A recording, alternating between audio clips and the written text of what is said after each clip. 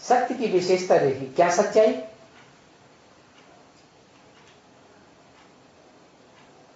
क्या सच्चाई देखिए, और किसमें सच्चाई देखिए?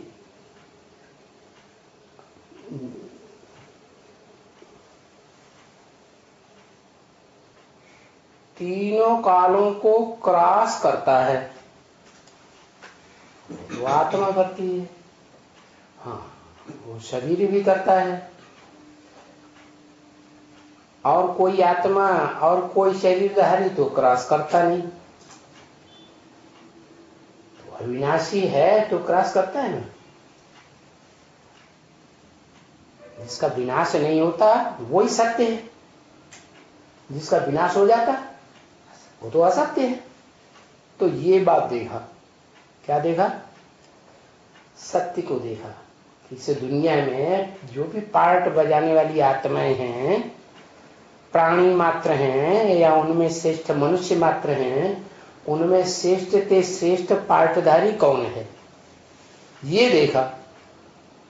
तो पता चला कि ये शरीरधारी जो है, इसको जो अंतिम जन्म में शरीर मिला है, पूर्व जन्मों के हिसाब से शरीर मिलता है ना, तो इसने पूर्व जन्म में इतने श्रेष्ठ कर्म किए हैं जिसके आधार पर इसको ऐसा शरीर मिला है कि काल बाधित नहीं होता। क्या? काल भी उसको बाधा नहीं पहुंचा सकता। भूत भविष्य वर्तमान तीनों काल उसको बाधा खड़ी करके रोक नहीं सकते।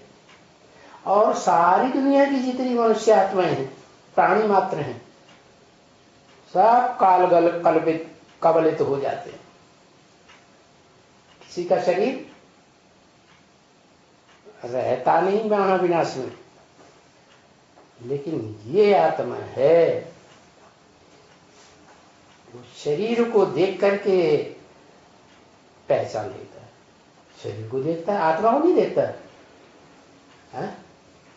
ऊपर वाला आत्मा को भी तो देखता है कि ये पार्टधारी सबसे श्रेष्ठ पार्टधारी है, इस सृष्टि रूपी रंगमंच का हीरो पार्टधारी है।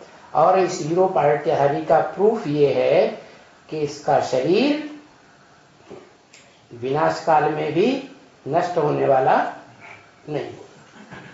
आत्मा भी अविनाशी है और इसका रथ भी अविनाशी है। इसलिए गीता में कहा, इदं शरीरम कौन्तेय क्षेत्रम इत्यभिधीयते। क्षेत्र माने हवन करने का कुंड जो होता है उसको क्षेत्र कहते हैं। रुद्र ज्ञान यज्ञ कुंड कैसा है? रुद्र ज्ञान यज्ञ अविनाशी, इसका विनाश कभी होने वाला नहीं है। अविनाशी रुद्र ज्ञान यज्ञ कुंड है। तो जो अविनाशी रुद्र ज्ञान यज्ञ कुंड है, माने ऐसा शरीर है जिसमें सारी दुनिया स्वाहा हो जाएगी। क्या? लेकिन ये यज्ञ कुंड स्वाहा, ये अपनी स्थिति में बना रहेगा, शरीर भी रहेगा। आदि वाला शरीर विनाश हो गया, शंकर का शरीर विनाश हो गया। वो संपन्न था, उसने अपने स्वरूप को पहचान लिया था, तो उसकी तो बात ही नहीं। जो शरीर है जिसका नाम पड़ता है संसार में, ऐसा पुरुषार्थी जो अपने पुरुषार्थ को संपन्न स्टेज में 100% बाप समान की स्टेज में ले जाए। जैसा बाप, ऐसी पार्टधारी हीरो आत्मा कि वो बाप समान बन जाए। बाप कैसा है? निराकारी, निर्विकारी, निरहंकारी। तो वो आत्मा भी बस शरीर धारण करने वाली है, लेकिन शरीर से ही कैसी बन जाए? शरीर भी निराकारी। निराकारी का मतलब ज्ञान के प्रकाश से भरपूर, रोम रोम में ज्ञान का प्रकाश भरा हुआ। देवान का नाम निशान नहीं। तो उसको लिंग रूप में दिखाते हैं संसार में, खास भारत में।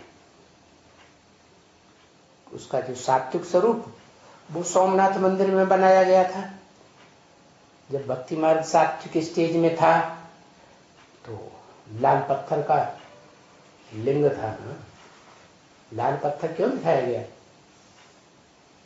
कि जैसे सूर्य उगता है ना तो पहले पहले कैसा रंग का दिखाई देता है? लाल रंग का। तो ऐसे ही बाल रवि हुआ, या वो संपन्न स्टेज में वो शरीर भी कैसा हो जाता है? बड़ा रूप है, लेकिन वो शरीर भी ज्ञान प्रकाश से भरा पूरा, रोम रोम में ज्ञान भरा हुआ है। इसलिए सृष्टि के उस आदि नारायण का नाम रखा जाता है आदि नारायण। क्या? ऐसा नारायण ज्ञान जल में तो रहने वाला है, लेकिन आदि वाला ज्ञान जल में रहने वाला।